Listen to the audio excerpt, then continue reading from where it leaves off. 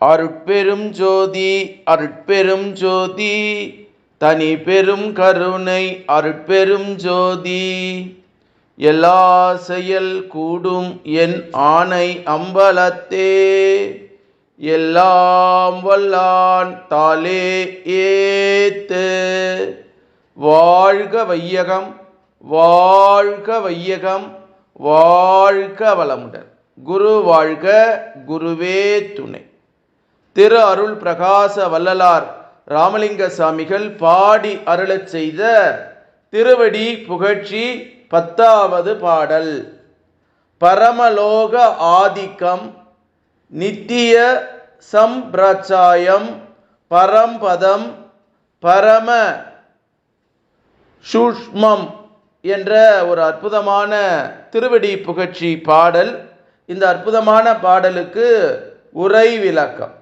பரமலோக ஆதிக்கம், மா பிரபஞ்சமே பரம லோகமாக அனைத்து உலகங்களாக கொள்ளப்படும். இந்த முழு பிரபஞ்சத்தின் எல்லா உலக உயிர் பொருள்களையும் படைத்து தன் ஆணையால் சிறிதும் தடைபடாது ஆண்டு வருகின்றார் நம் அருட்பெரும் ஜோதி அம்பலத்தரசு. இவருடைய அருள் ஆதிக்கம் அல்லது அருளாட்சி தான் எங்கெங்கும் நடக்கின்றது. நித்திய சம்பிரச்சாயம், ஆண்டவனுடைய அருள் பேரரசு என்றென்றும் நீதிமுறை தவறாது நடந்து வருகின்றதாம். இவரும் நித்தியர் ஆதலின் இவரது பேரரசும் நித்தியமே. ஆம், இவ்வுலக வரலாற்றில் கண்ட சம்பிராச்சங்களையும் அவற்றை ஆண்ட பேரரசுகளும் அனைத்தியமானவை, அழிந்து ஒழிந்து போனவைகளாம். நம் அம்பலத்தரசுக்கும் அவரது சம்பிராஜ்யத்திற்கும் ஈடு இணையாதது வேறு என்றும் இல்லை என்று சொல்லவும் வேண்டுமா? பரம்பதம், மேலான நிலையா? என்ன மேலான நிலை? நம் பதி யாவையும் தன்னடி கீழ் தனது ஆகினைக்குள் வைத்து ஆளுகின்றபடியால் அவரை எல்லாவற்றுக்கும் மேலான நிலையில் இருப்பதாக கூறுதல் மரபு. அந்த உயர் பதவியிலே வேறு எவரும் என்றும் அவருக்கு பதிலாக அமைக்க பெறார். அவர் ஒருவரே அகில உலக ஏக சக்கராதிபதியாக அப்பதவியில் இருந்து அருள் செங்கோலாட்சி ஆளுவது உண்மையாகும்.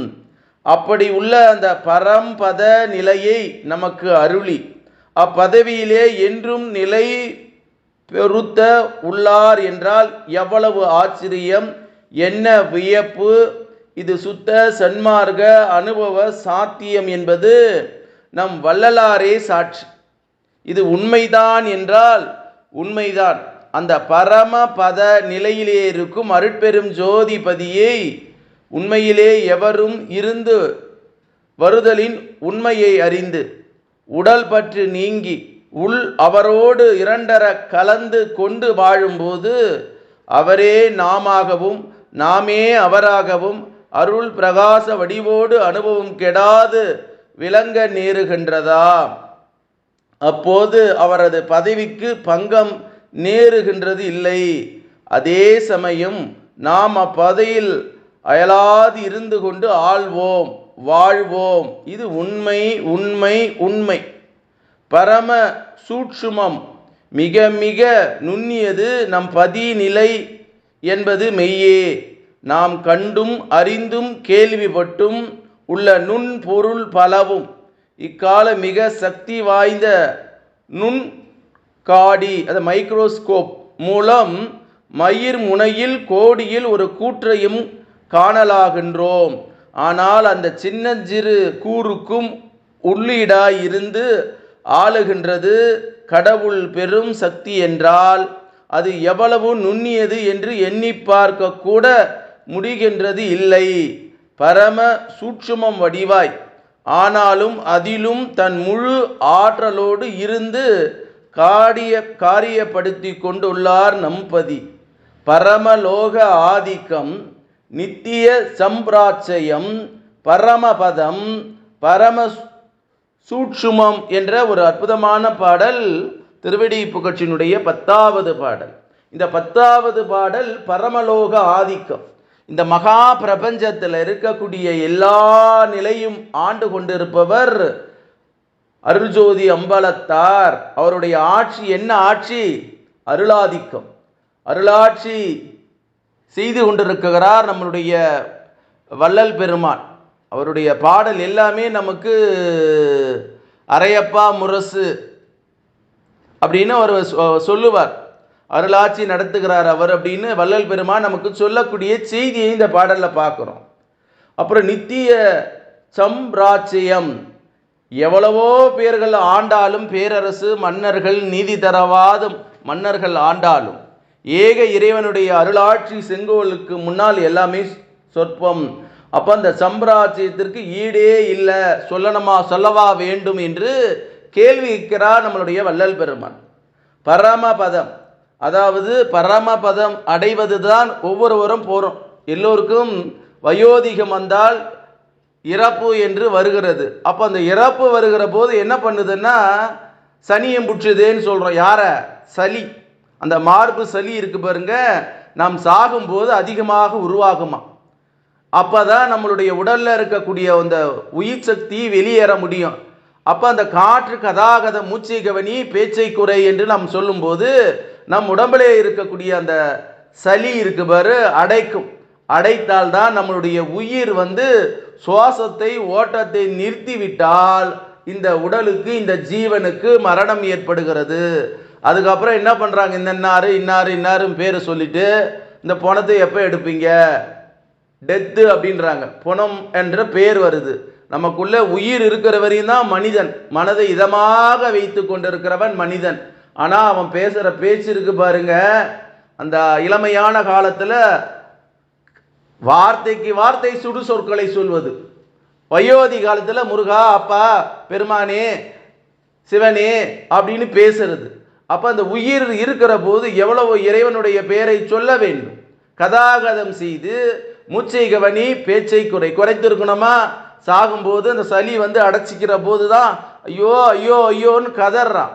அந்த நிலையிலே நம் உடம்புலே இருக்கக்கூடிய நாளமில்லா சுரப்பிகள், அதான் என்ன சொல்லுவாங்க, பிட்யூட்டரி கிளாண்ட். அதை தான் வள்ளல் பெருமான் சொல்றார் தனது ஆகினைக்குள். அதுக்கு இன்னொரு பேர் என்ன சொல்றாங்கன்னா மாஸ்டர் கிளாண்ட். மற்ற சுரப்பிகள் சுரக்கல்னா கூட அது சுரந்து செயல்படும். அதுதான் நம்மளுடைய மூச்சு காற்று. மூச்சை கவனி பேச்சை குறை என்று நம்ம பேசுகிற போது நல்ல அதிசயம்லாம் நடக்கும், என்னென்ன வியப்புகள் இருக்கும். இது வள்ளல் பெருமான் சுத்த சன்மார்க்கத்தில் அனுபவம் சாட்சியாக இருப்பவர் வள்ளல் பெருமான். வள்ளல் பெருமான் நானே இருக்கிற அவரே நாமாகவும் நாமே அவராகவும் அருள் பிரகாச வடிவோடு அனுபவம் கெடாத விளங்க நேருகின்ற. எதுக்கு ஓடியாராங்க? நிறைய பேர் பூசத்தன்னைக்கு ஜோதி தரிசனம் பார்க்க வருகிறார்கள். 7:45 மணிக்கு 7:30க்கே நிற்கிறாங்க. அவர் உத்தரனான சிதம்பர ரகசியத்தை சொல்லக்கூறார். பொற்சபையின் சிற்சபையை வச்சு இடையில தீபம் காட்டுறார், ஆகினியை தூண்டி விடுகிறார். நிறைய பேர் முண்டி அடிச்சுக்கிட்டு போறாங்க ஜோதி தரிசனத்தில். அங்க அமைதி ஏற்படணும், மனம் ஓடணும். அப்போ வள்ளல் பெருமானை நம்ம நினைக்க நினைக்க நினைக்க என்ன ஆகுது, நம்ம கிட்ட அன்பும் கருணையும் ஊற்றெடுக்கிறது. அப்ப அந்த ஊற்றெடுக்கக்கூடியவராக மாறலாம். அவர் சொல்றார், யான் பெற்ற இன்பம் பெருகை வையகம், எல்லாரும் மரணமில்லா பெருவாழ்வை வாழலாம், எல்லாருக்கும் அருட்பெரும் ஜோதி ஆண்டவருடைய தரிசனம் கிடைக்கும் சொல்றார் இல்லையா வள்ளல் பெருமான். ஐயன் வரும் வேலைன்னு பாடுறார். சத்திய அறிவிப்பு 4 பாடல்களை சொல்லி இந்த சமுதாயத்துக்கு சொல்றார். சத்தியன் சத்தியன்னு சொல்றார்.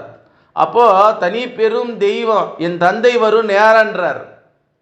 அப்போ அதையெல்லாம் புரிந்து கொள்ள வேண்டும். அது தெரிந்து கொண்டால் இந்த உண்மையை நாம் உணர்ந்து கொள்ளலாம். பரமசூட்சுமம். அப்போ அந்த நம்மளுடைய உயிர் பசு ஒன்று பார்த்த காட்சி கொசு அளவில் பதிய காட்ட கண்டேன் திருமூலர் அப்பா நமக்கு சொல்லியிருக்கிறார். திருமூல சித்தர் சொல்றார், பசுவை எடுத்துக்கிட்டு அந்த ரோமத்தை எத்தனையோ கோடிகள் போனால் கூட அந்த அளவுக்கு நுண்ணியதான் நம்மளுடைய உடம்புல இருக்கக்கூடிய அந்த உயிராற்றல் உயிர் சக்தி. அதை மைக்ரோஸ்கோப்பால் மட்டும் நுண்ணறிவு கண்ணாடி அந்த நுண் அங்காடி, அந்த கண்ணாடி ஏதோ சொல்கிறாங்க அதோடைய பேரை தமிழில். அந்த மைக்ரோஸ்கோப்பில் பார்த்தா கூட நம்மளுடைய உயிரினுடைய அது எவ்வளோ ஒரு துண்டாக இருக்குமா. ஆகவே இதையெல்லாம் தெரிஞ்சுக்கணும், பரம சூட்சுமம் தெரிஞ்சுக்கணும், எங்கே வந்தோம் எங்கே போக போகிறோம். அதுதான் கடவுளி சுத்தர் பாடியிருக்கிறார் இல்லையா, நந்த வனத்தில் ஓர் ஆண்டி அவன் 4-6 மாதம் குயவனை வேண்டி கொண்டு வந்தான் ஒரு தோண்டி அவன் கூத்தாடி கூத்தாடி போட்டுடை தாண்டி. கடவுளி சித்தர் சொல்றார். அப்ப தாய் தந்தையரிட்டு கருவாய் வந்து பிரபஞ்சத்துல வந்து லாஸ்ட்ல என்ன பண்றான், அவனுக்கு ஒரு குழந்தை கொடுத்து அவன் குழந்தை இன்னொரு குழந்தையை பெற்று இந்த பிறவி வாழ்வதற்காக நாம் வரவில்லை. நம்மளுடைய மூலம் இது பரம சூட்சுமம். உயிர் போகும்போது எங்க போனோம், கீழே வழியா போகக்கூடாது, அது பாவிகளுக்கு போகும். ஜீவ முக்தர்களுக்கு கண் வழியாக போகும், வாய் வழியாக போகும். அந்த மாதிரி நம்ம உயிர் போகக்கூடாது. நம்ம உயிர் எப்படி போனோம், உச்சந்தலையிலே இருந்து ஆதியிலே இருந்து இந்த உடல் அழியாமல் இருக்கக்கூடிய சமாதி நிலையிலே சித்த நிலையிலே இந்த பிரபஞ்சம் அழியும் போது என் உடல் அழியணும். அதைத்தான் சொல்றார். அதையெல்லாம் கடந்தவர், ஒளி தேகமாக மாறியவர் நம்மளுடைய வள்ளல் பெருமான் சாட்சியா நிற்கிறார். ஜனவரி 30 அவர் சாட்சியாக தைப்பூசம் கொண்டாடப்படுகிறது. அப்போதுதான் திருவரை திறக்கப்படுகிறது. அப்ப இந்த உலகத்திற்கு சொல்லுகிறார், வள்ளலாரே சாட்சியாக நின்று சொல்லுகிறார், மரணமில்லா வாழ்வு வாழலாம், உண்மை உண்மை, சத்தியம் சத்தியம் என்றார். நினைந்து நினைந்து உணர்ந்து உணர்ந்து நெகிழ்ந்து நெகிழ்ந்துன்னு பாடுறார். என்ன பாடல், நாணச்சேரியில பாடுறார். நாணச்சேரியில நாணை சரியையில பாடுறார். நாணம்னா என்ன, அந்த சரியை, மாயை, கிரியை, யோகம், இது எல்லாம் கடந்து ஒரு மனிதன் உண்மையான அந்த தெய்வீக நிலையை அடையணும்.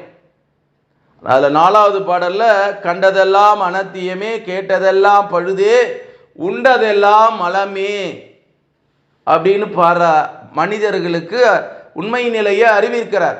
சாப்பாடுறதுனாலேயே நம்ம உயிர் வாழுகிறோம் என்றால் இல்லை, அது கோள்கள் கிட்ட இருந்து வருது, பூமியின் நடுமையத்திலிருந்து வருகிறது. இதையெல்லாம் நாம் உணர்ந்து கொள்ள வேண்டும் என்பதைத்தான் பரலோக ஆதிக்கம், நித்திய சம்பிராட்சியம், பரமபதம், பரம சூட்சுமம் என்று வள்ளல் பெருமான் சொல்லக்கூடிய ஒரு அற்புதமான அகவல் வரி பாடல். இந்த அகவல் வரி பாடலுக்கு சாமி சரவணானந்தா அவர்கள் நமக்கு சொல்லக்கூடிய ஒரு அற்புதமான செய்தி.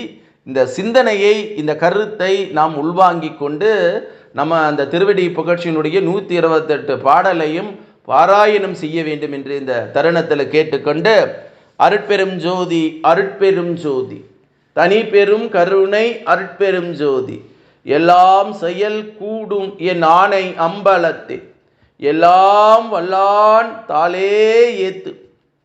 இன்று வருமோ நாளைக்கு வருமோ அல்லது மற்ற என்று வருமோ அறியேன் எம் கோவை, துன்றுமலை வெம்மாயற்று வெளிக்குள் வெளி கடந்து சும்மாயிருக்கும் சுகம் என்று பாடி அருளச் செய்த திரு அருள் பிரகாச வள்ளலார் ராமலிங்க சுவாமிகளின் திருவடியை தொட்டு எல்லா உயிர்களும் இன்புற்று வாழ்க, வள்ளல் மலரடி வாழ்க வாழ்க, கொல்லா நெறி குவலயமெல்லாம் ஓங்குக என்று பிரகடனப்படுத்திய திரு அருள் பிரகாச வள்ளலாருடைய திருவடியை தொட்டு வணங்கி, இந்த பூமியிலே வாழக்கூடிய சித்தர்கள், ஞானிகள், மகான்கள், யோகிகளுடைய திருவடியை தொட்டு வணங்கி இறைநிலையோடு என் எண்ணத்தை கலக்கவிட்டு உங்கள் அனைவரையும் மனதார நெஞ்சார வாழ்க வளமுடன் வாழ்க வளமுடன் வாழ்க வளமுடன் என்று வாழ்த்துகிறேன்.